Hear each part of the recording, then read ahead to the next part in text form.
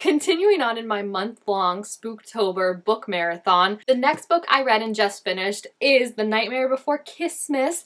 I absolutely loved this book. It is so, so cute. This one I have been so waiting for. The back describes it as red, white, and royal blue meets The Nightmare Before Christmas, which I think is definitely very accurate. However, I would also add in Carry On by Rainbow Rowell as something that reminded me of it, just I think in terms of like the fantasy element and everything like that, because obviously Nightmare Before Christmas, we've got like the elements of the magic and each season and holiday and how that pertains to the characters and who they are and where they come from. This book, this book, let me tell you, it is one of my new favorites. Definitely one of my favorite reads of the year, absolutely, and the characters in this are some of my new favorites. So our main characters, our main princes that are unknowingly going to become the best love interest to each other ever are Nicholas, Cole, Klaus from the Christmas season, holiday, everything like that, and then Prince Hex, who is from the Halloween world. They originally meet after some disaster caused indirectly by Cole happens at this random bar. They have a random makeout session, as you do, and then don't see each other for a year and a half until Klaus has this engagement sprung on him by his dad, who is basically Santa Claus but not Santa Claus, like basically the king of Christmas, you know. He's like, you're getting arranged married to your best friend, Iris, who is the princess of Easter, and I don't care what you think or what you say about it. And that's just all well and terrible, but then to add to it, she gets another competitive suitor that could come in and maybe steal her away from him, and that turns out to be Hex, who he didn't realize is the guy that he made out with at the bar. So now they are competing, even though neither one really wants it, to win Iris's affection while also trying not to fall for each other. And that element of it is really cute. I would say this is one of the books that, like, the description of it barely touches the surface of what the actual book is about. Like, the competition aspect of it, they ain't competing for crap, you know? Like, no one, even Iris, wants to be in this competition. I think for some reason, and I've said this before, I know this about myself, which I guess that's step one, but things that, like, really irritate me, really, like, trigger me, honestly, because I know that's, like, a loaded word to throw out, but, like, literally, like, I feel it, is when there's characters that are just complete a-holes and like telling people what to do, and like you just want them to stand up and be like, screw you, I'm not doing that. And in this case, and I can't even believe I'm about to say this, but it is basically Santa Claus. Again, he's not like technically Santa Claus, but Santa Claus himself, Mr. King of Christmas. He's so mean. He's a horrible father to Cole and his brother Chris. He arranges this whole marriage. He blames Cole basically for any and every screw up, and he's commodifying Christmas in a way. Like, he's not really worried about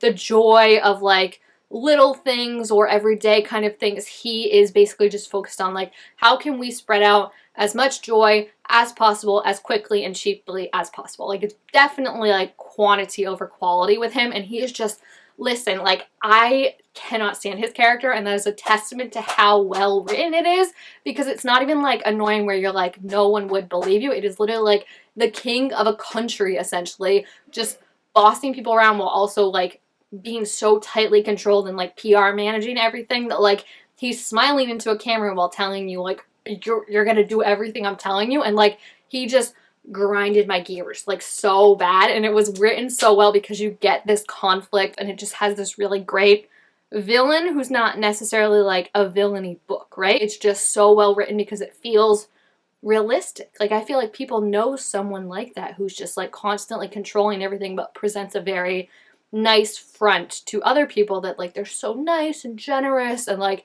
isn't everyone so lucky that that's their dad and stuff like that, when in reality like the people who are actually related to him are like, oh yeah, he's a monster. So I feel like that was done very well, as were a lot of things in this book. If you can't tell how much I loved it, I love this book. I just need to repeat that. But Cole and Hex are some of my favorite characters that I've ever read for multiple reasons. So starting with Cole, because the book is solely from his point of view, which I'm like, need Hex's point of view of at least one scene immediately. But yes, it is from Cole's point of view, which is not usually the norm when I'm reading a romance book. I feel like most often they're dual point of view, so it was kind of different. But I love Cole so much. I feel like I can relate to Cole. I think a lot of people can relate to Cole in that he is kind of the perpetual screw up, even when he's trying to do something good. And in a way, like, that role that he's fulfilled has become in itself a self-fulfilling prophecy in a way, because it's like no one takes him seriously now. Even when he tries, he feels like he still messes up, and like people are just expecting him to be like the fun time, make a joke, not take anything seriously guy.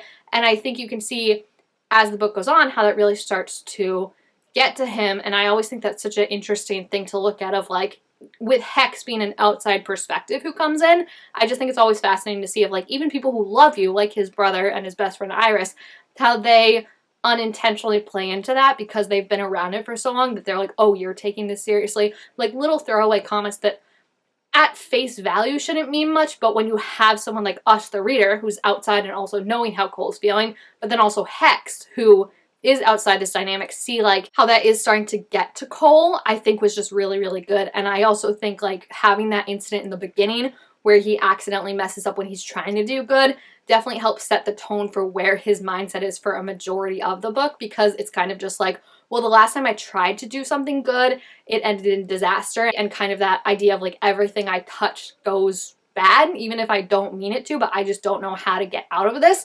And I just think he was such an amazing, relatable character for that reason, of like just seeing yourself of like, I've become this facade that I've put on. Like I act like it's like fun times, nothing serious, but at the same time that's been a detriment to like who I am and letting me grow and everything like that. So seeing him grow throughout the book and really step into his role of being someone who everyone can rely on, but also that he can just trust himself, that like things don't go bad just because he's involved. And like, yeah, even if like something doesn't go perfect, like it doesn't mean that you don't get to try again, and you shouldn't have that hanging over you for the rest of your life. But a big part of why he's able to kind of tap into this more like grown-up, mature part of himself is of course Hex, who I also love as a character. Hex is totally different than what I thought he was going to be. I mean, based on the cover and the description, I thought he was just going to be some like goth, emo, I'm not in touch with my feelings kind of guy, because I feel like that's very much the stereotype of that. Instead, he's just this very quiet, contemplative guy. He like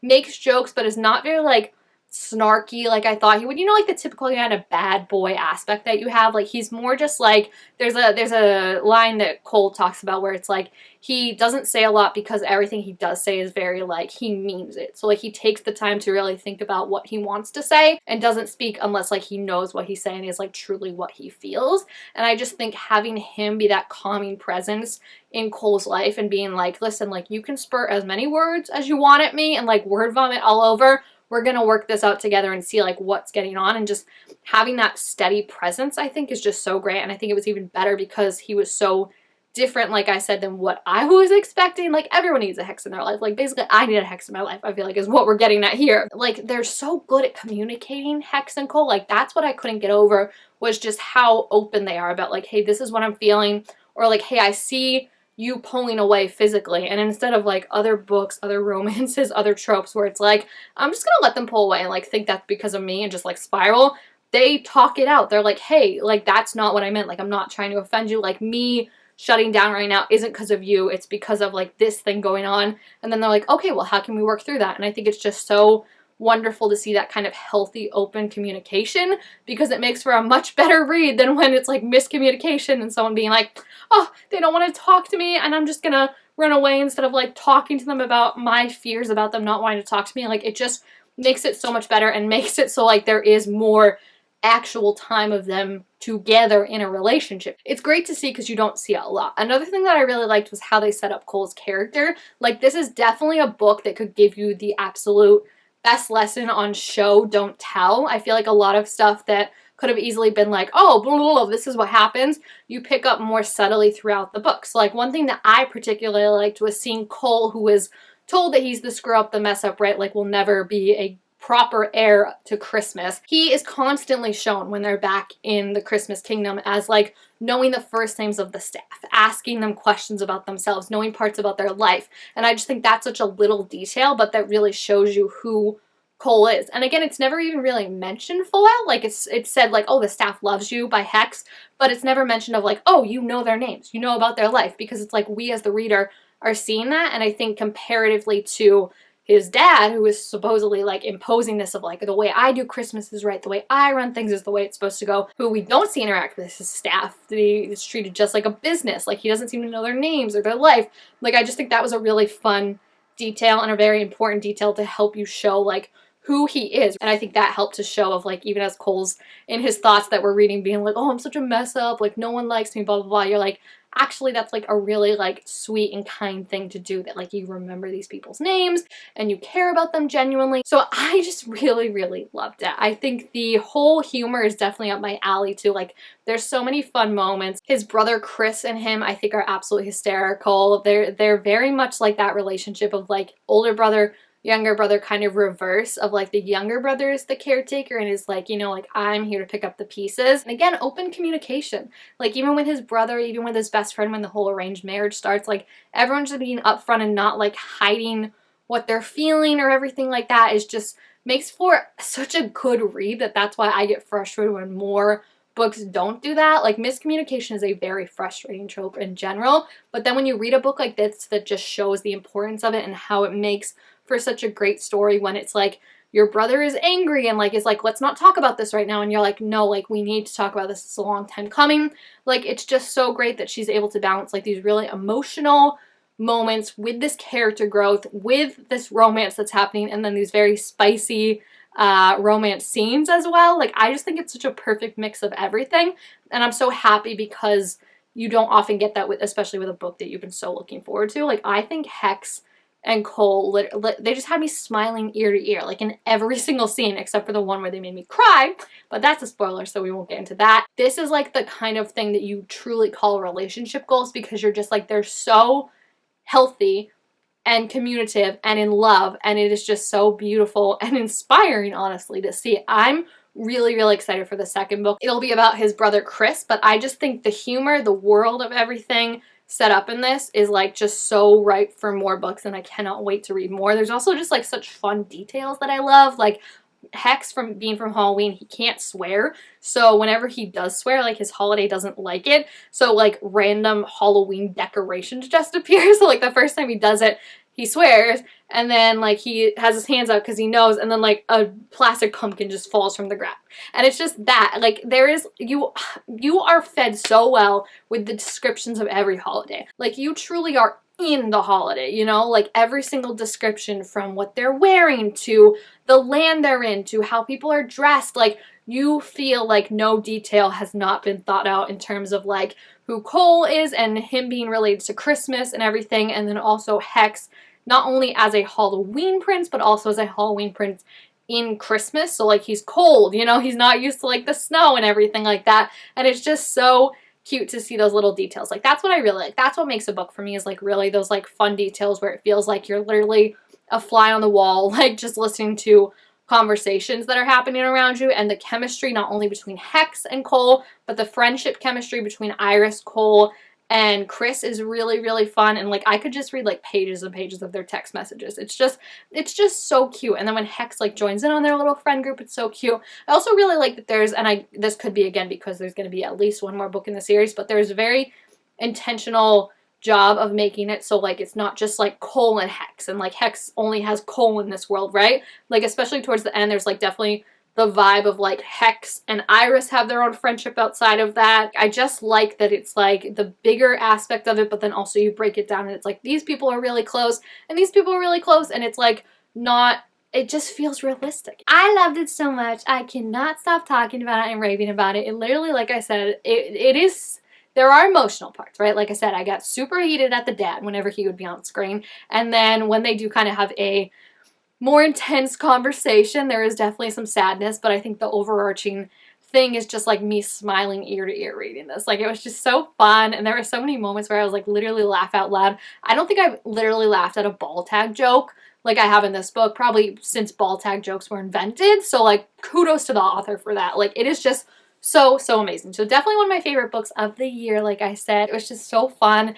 and so amazing, and the characters, like I said, like Cole, it just feels like you know a Cole, right? You've been a Cole probably. And I think Hex, just having someone who's so calm and grounding and open and sure of what he says, is just so, like, you see how it affects Cole, and because you care about Cole and you care about Hex, you get excited. So yeah, if you have read this book, let me know what you thought about it down below in the comments, what your favorite parts were, and what you thought about Hex and Cole, Chris, Iris, all the characters.